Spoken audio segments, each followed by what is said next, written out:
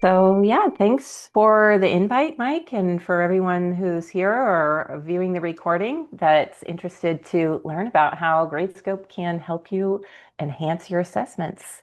Just introduce myself and my colleague here who's with me.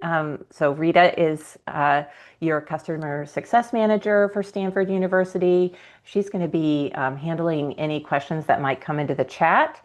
So you might see her there answering, or she might, let me know that there's a question she would like me to answer. My name's Lynn. I am a solutions engineer here at Turnitin.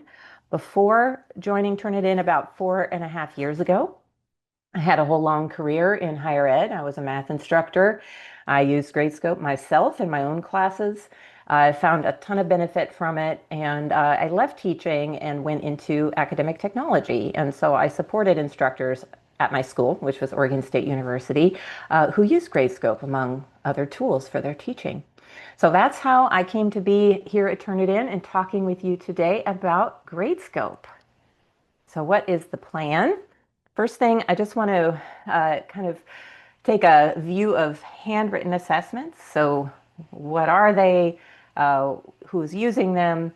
We'll walk through a few slides to give you an overview of Gradescope, what the value is, how it works a little bit.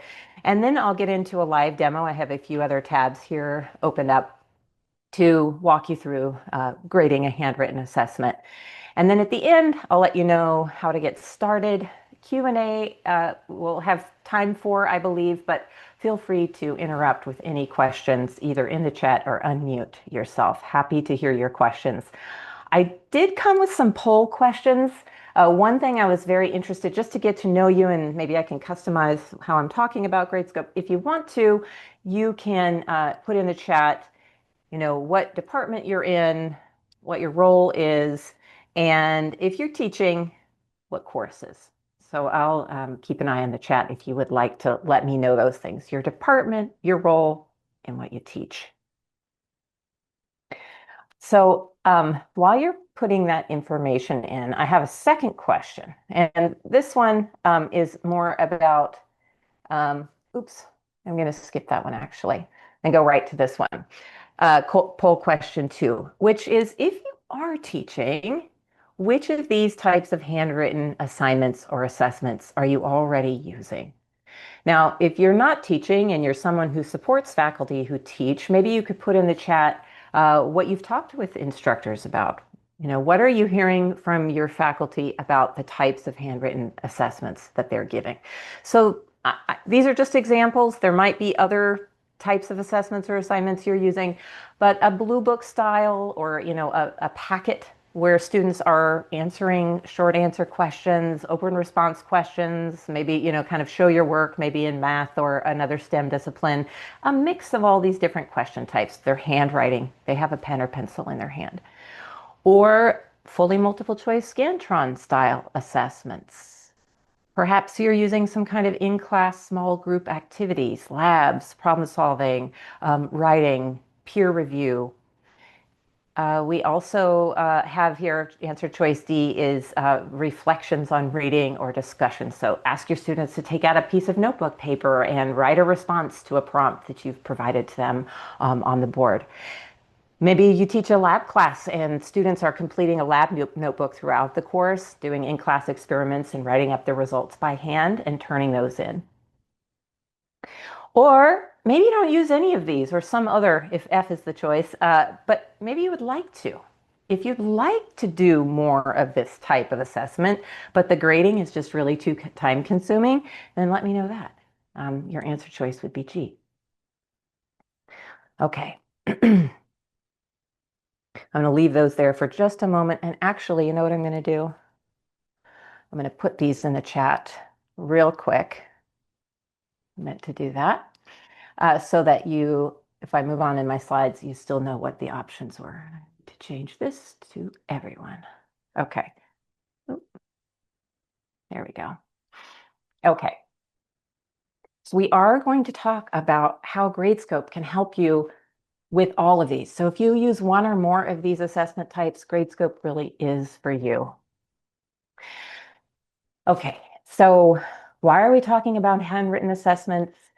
In an age where we have so many digital tools available to us, why are faculty still using handwritten assessments? And I like to share this article because it's kind of pointing out, this was from this summer, what's been happening. There's a handwriting revolution going on. Lots of professors that we talk to are going back to paper. We hear that phrase quite a lot, going back to paper, because ChatGPT has changed things, and they want to make sure that students are doing their authentic work. So let's talk a little bit more about handwritten assessments. Why would you want to do them? What are the benefits? I just mentioned one, it limits students' AI use, but it also comes along with some challenges. So why are we doing handwritten assessments? That one on the last bullet there says concerns with academic integrity, but there's other pedagogical reasons to use paper. For example, myself as a math instructor, I can't imagine teaching math without paper because doing math involves solving problems, which is not easy to do when the only tool you have is a keyboard. So I need my students to show their work, the power of showing your work, the power of being able to see students' actual thinking. So I know, where they are with this concept. The other one is really just the ability to ask more complex questions. I don't want to just give, fill in the blank or multiple choice or some of the, sort of basic question types that I might have available in online tools. I want really open-ended questions where students are writing out, paragraphs, showing their problem-solving steps, marking up a diagram, writing musical notation. So many different types of handwritten assessments, but and the question types can be really endless. Whatever you think might be on paper, that you could create on paper, Gradescope can help with it. And we're going to talk about how in just a minute. But what are the challenges Gradescope helps with? There's lots of challenges. I captured a few here, which are the most common ones we hear about from instructors and students and administrators. I'm sure if you do grade anything on paper, you have a red pen in your hand, grading takes a lot of time. You have to make sure that you're adding up scores and entering them in your grade book correctly, pass those papers back to students. And while you're grading, staying fair and consistent can be challenging because you can't really remember, oh, how many points did I take off last time I ran into this same mistake? If I want to be able to provide really meaningful, detailed feedback to my students efficiently, that is hard. I can really only have time if I have a lot of students to write very brief comments.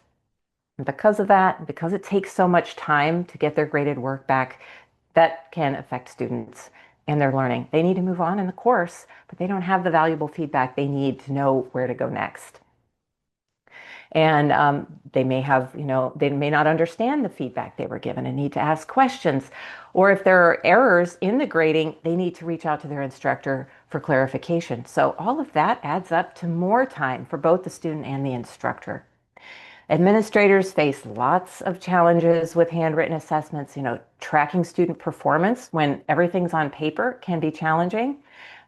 Integrating those paper assessments in the LMS, we don't really have a digital copy. We have a score in the gradebook, and that's it. Making sure that those paper exams, are staying secure after they're graded. They're in someone's file cabinet in their office for some number of years, may or may not be very secure. So those are just some of the challenges. If you're aware of other challenges you don't see here, would love to hear about them in the chat or just come off mute and let me know.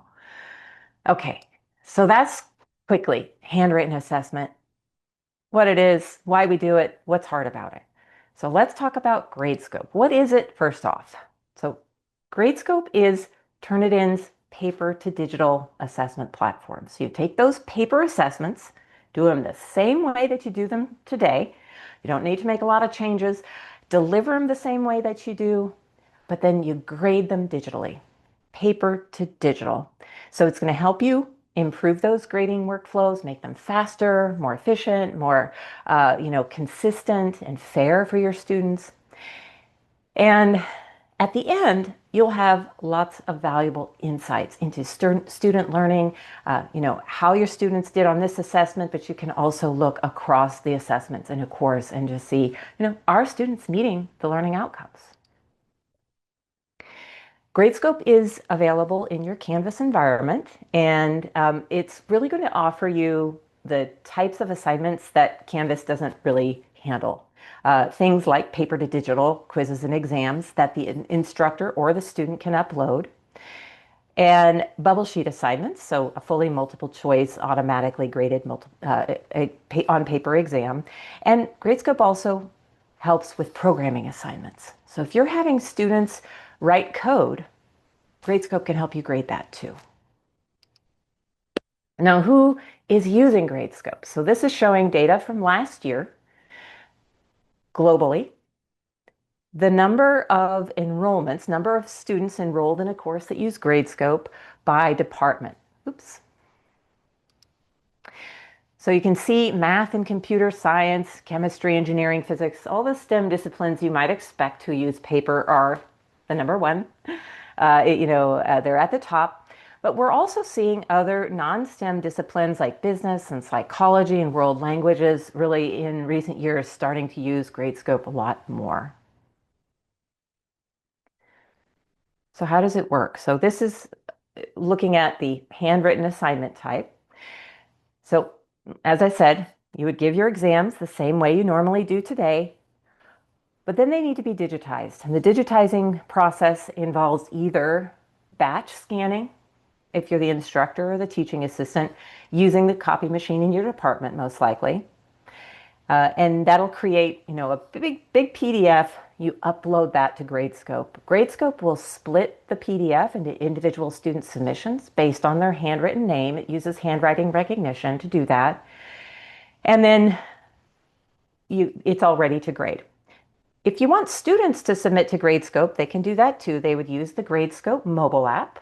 So take out their phone, use the embedded scanner, and scan the pages of their worksheet if it's the end of class, or the reflection that you had them write, or their homework, and upload it directly to a Gradescope assignment for you to grade.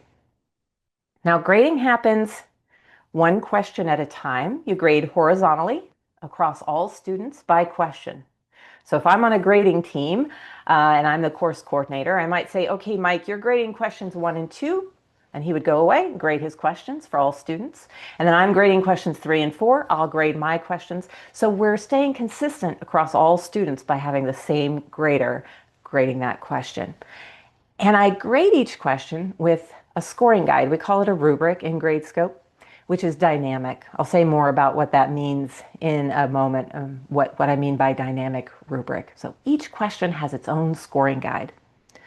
Once the grading's done, students don't have to wait until next Tuesday if you finish grading on Friday afternoon. They can get their graded work returned to them immediately, all their feedback right there for them. If they do have questions about the grading, they can communicate with you about that right within Gradescope. And then those detailed analytics that I mentioned, which is going to allow you to review the grades at the assignment level, take a look at the question level data, as well as even the rubric item level data, which can just really give you some granular data about, what your students understood and what they didn't. Okay, so what are some of the benefits of going from grading on paper to grading digitally? Why would you want to do that? So first off, I mentioned it can help you be more fair, more consistent, grading across students or across sections, across graders, while saving time. So not only improve your assessment, but actually do it faster. And a lot of the the efficiency comes from having them digitized. I can use the rubric to apply the same feedback. Just type it once, but apply it multiple times. I don't have to write the same thing over and over again. The dynamic rubric means I can make changes to the rubric while I'm grading, and all the already graded papers will be updated automatically. So if I make a change, let's say I want to change the wording of my feedback, or I want to add a new rubric item because I ran into an error that I wasn't expecting, or I want to change the number of points that I'm subtracting for a particular mistake. I can make that change in the middle of grading. Everything updates automatically, which saves a ton of time versus doing that by hand. There's also the ability to use answer grouping. And answer grouping is shown here on this image where I can group answers that are the same. In this case, this is a math question. The answers are 1/2 x squared in this group and x squared in this group. And rather than grading each of these students' answers one at a time, I grade the groups all at once. Again, saving lots of time, helping me be more consistent in my grading. Now, if it is a short answer like this one that I'm showing you here, very short math answer, short text answer, or multiple choice, we have AI that uses optical character recognition and OCR to read the handwriting and make the groups for you. There's always a human in the loop to check that those groupings were done correctly. And then you, as the grader, grade the group. You can also use manual answer grouping. So if your answer is something more complex, where you can look at, two graphs or two sentences and decide, yeah, I would grade those the same way, you can group them manually. All right, now in terms of giving better feedback, really clear feedback to your students that they'll understand, you have a rubric I mentioned per question. So this is a math or a physics question. The students are writing out all their steps. They, are giving a final answer, but I don't want to just grade the final answer. I want to really go through and give them partial credit for all of the things I'm looking for in this solution. So the rubric makes that really, really easy. I type out the rubric and then I just click these rubric items to select them, and that adds up the points for me automatically. The students will see whatever feedback I've provided for them here. There's also annotation tools that let you mark up the student's paper directly. So you have the pen tool, text annotations, emoji. So you can get really detailed with that feedback. The text annotations are reusable. You can type them a rubric, or excuse me, a comment that's not associated with the rubric, or show students where on the paper that particular rubric item applies. If you have a team of graders, if you have TAs or co-instructors where you're teaching, a multiple section course that all uses the same midterm and final, for instance, Gradescope can help you improve the coordination. I already mentioned one, which is assigning particular graders to particular questions, right? Mike was grading question 1 and 2, and I was grading question 3 and 4. So that helps to, rather than the two of us having to pass a big stack or a box of papers back and forth between the two of us, or, get into a room together and grade and pass that stack of papers around, we can just, really assign the grading and go our own way, sit wherever we usually sit, grade on the bus, wherever we like, with our tablet. I mentioned the changes retroactively, so if I have multiple graders and I make a change to the rubric, they'll see that their grading would be adjusted as well. That's great for a course coordinator to make changes to the grading if they need to. And the coordinator can really see the progress from an assignment dashboard on each question. Has the grading been started? Has it been completed? Now, for your Canvas integration, you have, it's really just seamless. It's going to be, allow you to sync your roster from your Canvas course over to your Gradescope course with the click of a button. You can link to assignments so that once the grading is completed, you push the scores over to the corresponding column in your Canvas gradebook. You can publish and unpublish scores so students can, or assignments so students can review their feedback, and you can unpublish it so they no longer have access if that is desirable. You can manage a large section course. If you have sections on your Canvas roster, you can pull them over to the Gradescope roster. Okay. I'm going to pause and see if there are any questions from anyone before we hop over and do a product walkthrough. Okay. So I have a few things set up here. I'm going to show you about the different types of assignments. We'll grade a question, and then I'll review the grades of a fully graded assignment so you can see the statistics. Now, the first step when you're using Gradescope is to create your assignment. And I've got these different types. I'm going to zoom in a little bit here. On Gradescope, we call this an exam quiz, which just means it's templated like this. So it doesn't have to be an exam or a quiz. It could just be a worksheet or a lab. And all it means is the students are all writing their answers to each question in the same place on the page. It's templated, which is different from the homework problem set. It's also handwritten, also on paper, but it's untemplated. Students are using their own notebook paper, and one student might write their answer to question 1 using half a page, and another one would take a whole page. So that's a difference. But another difference is I cannot use the answer grouping feature that I mentioned on this one. Only this one. It has to be templated if you want to use answer grouping. If you use an untemplated assignment, that just means you would grade each student's answer one at a time using the rubric and horizontal grading. So all students for question 1 before moving on to all students for question 2. We also have the bubble sheet assignment. So you would print out Gradescope's bubble sheet template, enough for your class, and set up your answer key, scan in those bubble sheets, and have them automatically graded. The programming assignment, students can submit code securely. It can be in any language. It's language agnostic. The grading can be done either manually using the same rubric that I've been mentioning, inline comments like this, or if the instructor chooses, they can configure an auto grader to give real-time feedback to the students. It would give them an indication of which instructor-defined test cases were passed and which ones were not, so they can go back, continue working on their code, and resubmit ahead of the deadline. And we do have an online assignment. It's just a pretty basic one, a few short answer question types that are automatically graded. There's a file upload question type and free response that would be graded individually. We are going to focus on this one for the rest of today, which I think I have about 15 more minutes-ish, Michael. Okay, Mike. Okay. So templated assignment. I've got one set up right here, and you can see from my assignment dashboard, I've got the various questions to grade.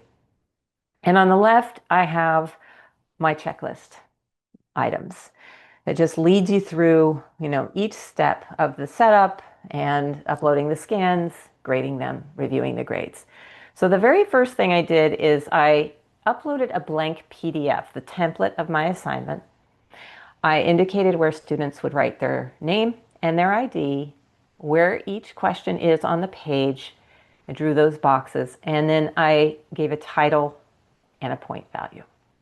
So that's the setup. Now, you can choose to create rubrics ahead of time or while you're grading on the fly, or ahead of time, which I'm going to do here. So here's what I put in the box for question 1. What is the integral of x?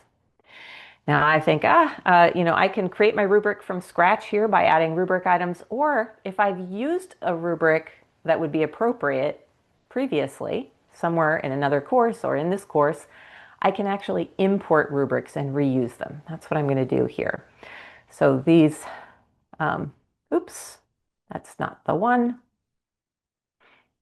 Oh, it's in here. There it is, the integral of x question. So I've got my scoring criteria that I used last time. I asked students, what's the integral of x? So I'll import that rubric, and now I can just reuse that, or if I need to adjust it, I can just edit it. Okay, I'll leave the other rubrics to create while I'm grading. Now I need to manage the scans, which just means uploading the PDF.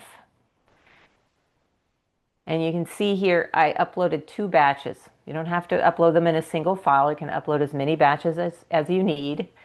There's no real limit, I don't think, on the file size. It's just you're limited by how many papers the feeder will accept, essentially.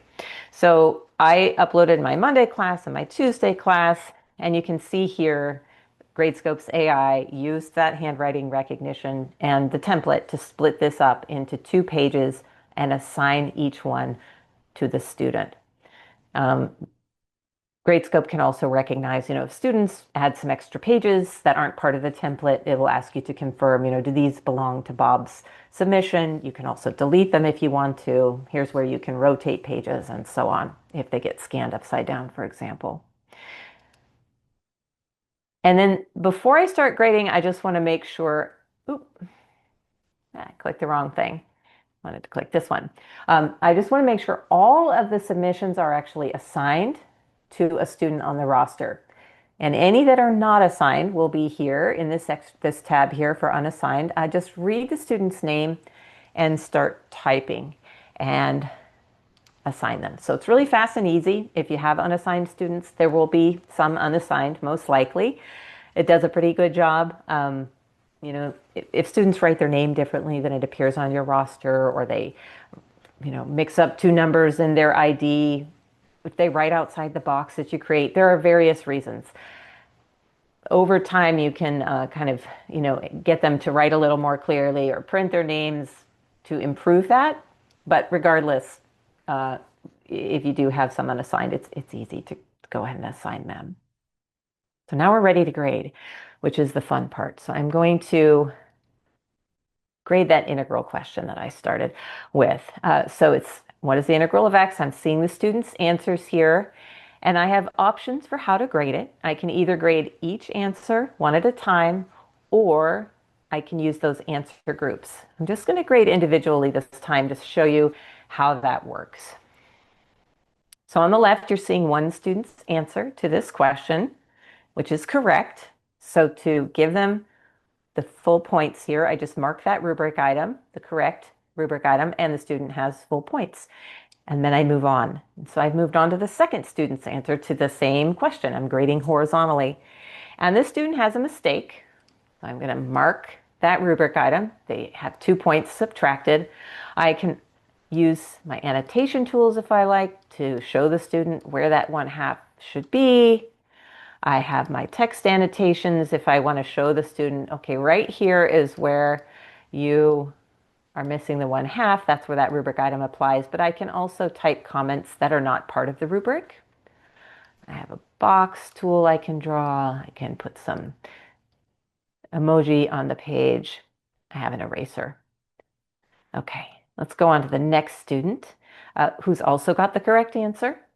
And I can use my mouse as I have been, or I can use keyboard shortcuts. There's a lot of keyboard shortcuts. There's a little map right there. If I forget any keyboard shortcuts, I can turn that on.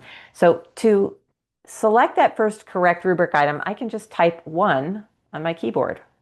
And then Z will take me to the next student. So once I have my rubric built out, this can be really, really fast. This student forgot to add the +C, so I'll type a 3 on my keyboard and a Z to move on. Here's a student who had 2 mistakes. They were missing the 1/2 and the +C. So you can select multiple rubric items. Here's where I would probably find myself in a conundrum while I'm grading. I'd say, I gave this student a score of 0 with the scoring guide I have set, which is the same score I'm going to give a student who didn't even try to answer the question. So I might want to give them a tiny bit of partial credit to award them for trying. And they did give an answer that made some sense. So I changed that. Instead of 2 points off, I changed it to 1.5 points off. So you see the student got that point back. But like I said, if I go back to the last time I used that rubric item right here, this student was missing the 1/2. They also got the point back, the 0.5 point back. So that change updated all the graded papers. And here's a student who didn't make an attempt, so I'll choose that 4th rubric item. Okay, so that's what it's like to grade one student answer at a time. And I'm just going to quickly show you, just as a reminder, I'm pulling up our website because I know how to get to these questions fairly quickly. When am I going to grade one question at a time? Probably when my answer looks more like this one, right? Where I want to read every step of the answer and award partial credit. Not really when I'm grading something where the answer is just a short answer. I was just showing it you for that one because I wanted to show you how individual grading works. But now let's look at grading by group, by answer group. So I have another short answer question here. What is the derivative of cosine x? And instead of grading one at a time, we'll form answer groups and then grade the groups. And this is, if it's multiple choice, fill in the blank with either math or text, the AI can form the groups. Or if it's something more complex than that, I can choose manual answer grouping. And the AI will just pull out the blank ones for me to grade all at once. So I'll show you how the AI will form answer groups for a math question.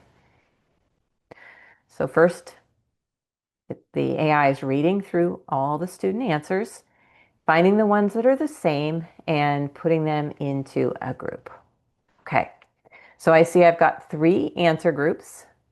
9 students gave the correct answer of negative sine x. 7 students gave the correct answer or an incorrect answer of sine x. They left that negative sign off, and 2 students gave another incorrect answer. Now, the AI does not know what the correct answer is. All it's doing is reading and putting 2 answers together if the characters are the same. Now, I need to make sure that the AI didn't make any mistakes. So the next step is to confirm and make sure that everything in this group is the same. And it is. If you find an answer in a group where it doesn't belong, it's no problem. Click on it, pull it out of the group, and you'll put it in a correct group later.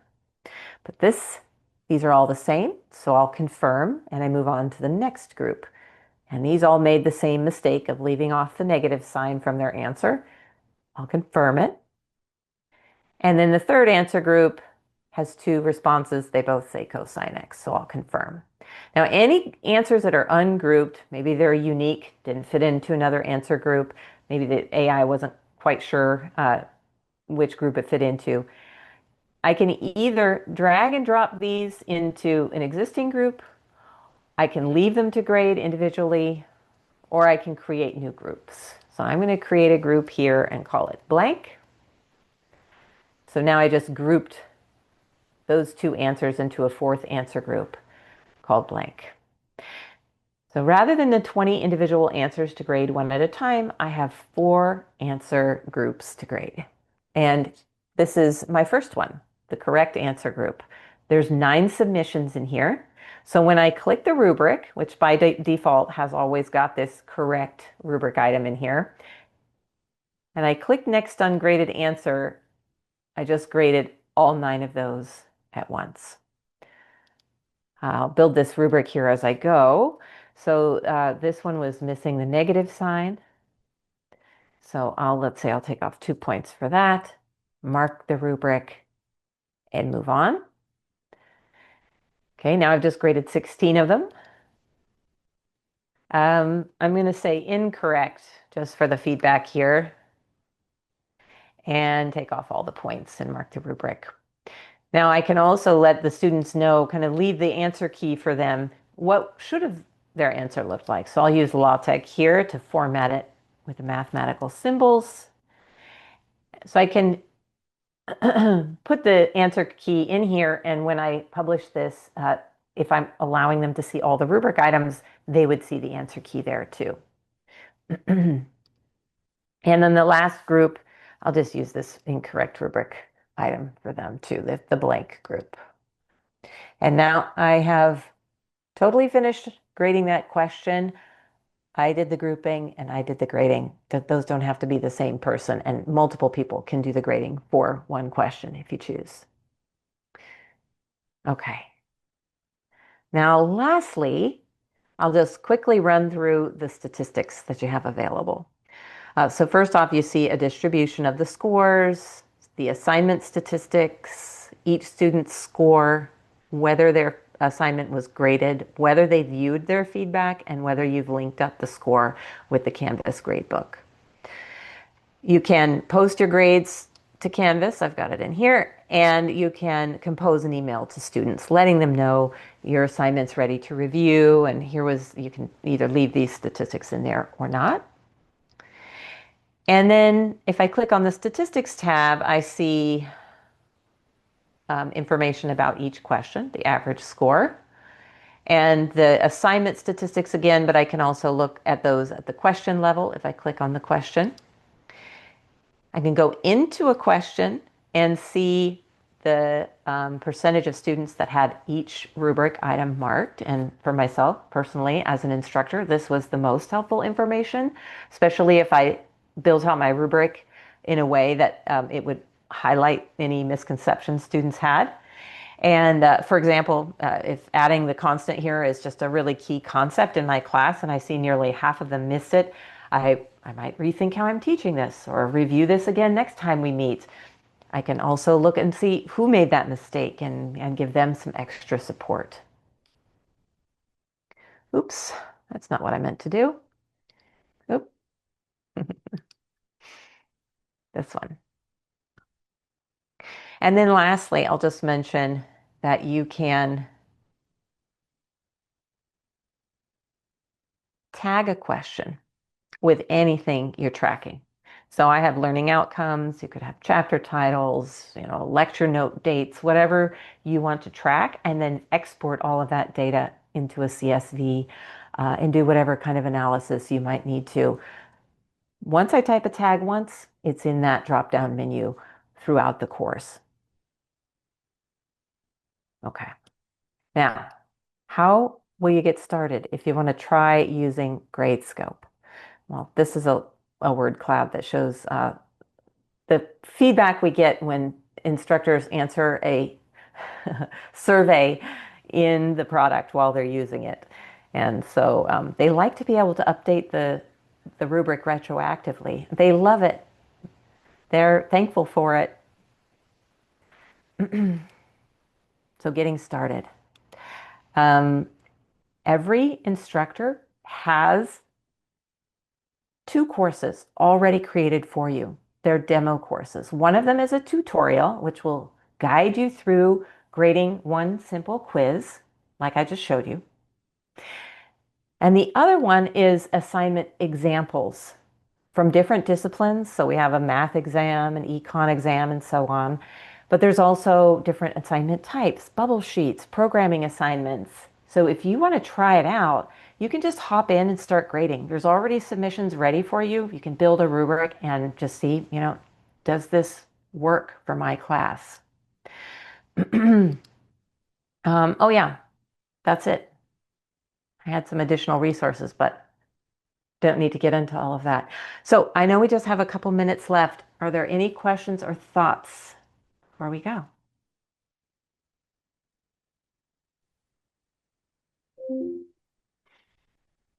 Thank you, Lynn. Yeah, this is great. As I had mentioned to you in the chat, we have upwards of 80 registrants, but a lot is going on, and a lot of people will watch this on demand. So I really appreciate it. Actually, Gradescope, Stanford University. Unfortunately, I was involved at the outset when Arjun Singh, the kid from Berkeley who founded Gradescope, we've been actually Gradescope users since the spring of 2013. I don't think he actually incorporated the company until 14. And over that period of time, we've had 4.4 million submissions through Gradescope, and 60,000 students have used Gradescope. So it's been extraordinary. And if you look at our chip chart, it does this. It's still growing. So really appreciate the demonstration. So thank you so much. Yeah, sure, Mike. Yeah, you're probably a pro. You could have done this without me, I'm guessing. You've been using it longer than I have. I started in the spring of 2016 is when I first used it. So you're one of the only people I know who's used Gradescope longer than I have, except for Arjun. Yeah, we do have a question in the chat from Oh, Ray. He says, thank you, Lynn. Do you have any examples for grading coding assignments? yes. And I'll just go back to my course here. Thank you for that question. To my account. So when you come into your Gradescope account, if you're a new user, you'll see these right at the top. Okay, These you two. need to share your screen. Oh, Yeah. Sorry. Forgot that I had stopped sharing. Thank you. Okay. Okay. So when you come into your Gradescope account, you'll have these two courses existing. They'll either be at the top if you're a new user, or if you've been using Gradescope for a while and you don't see those courses, click on See Older Courses and scroll all the way to the bottom to the term when you first created your account. The assignment examples course has a Python programming assignment in here already with an auto grader set up. So this is a great place to jump in and start playing around. Another thing I'm going to recommend if you're interested in learning more about programming assignments is to go to our auto grader documentation. I'm just going to pop this little link here into the chat. So that you have it handy. Okay, there we go. On the Getting Started tab, we have a webinar that was created by some of our engineers. One of them was a founding member with Arjun, and they walk through, how to set up. Is that the one? Gradescope for Programming Assignments webinar. Yeah, I think this is the one. This has the auto grader set up. In addition, in terms of examples, and if this is what was meant by the question that Ray asked, we have example auto graders in here for different coding languages. If you don't see the language you're interested in, the community resources are really great because this is where our users have shared their auto graders. So just to get an idea, if you're teaching an R course, what an auto grader for a course, that asks students to complete a task like this one, so you can have some starter code to work with. So I hope that answered what you were asking, Ray. But I know we have Yes, another. that was great. No, thank Okay. you. I Yes. appreciate it. And also, I popped another thing related to it. So if somebody used in their coding assignment something that is inappropriate, how do you flag it that like this was used using AI or plagiarism, flag it for plagiarism? Yeah, we currently don't have that particular functionality for within Gradescope. One thing we do have though that can help it with deter some cheating is a similarity report. So if two students submit code to the same assignment, we'll give you a report that shows which lines of code are the same. And even if students do things like change their variable names, it'll still highlight those sections. Great, thank you. Yeah.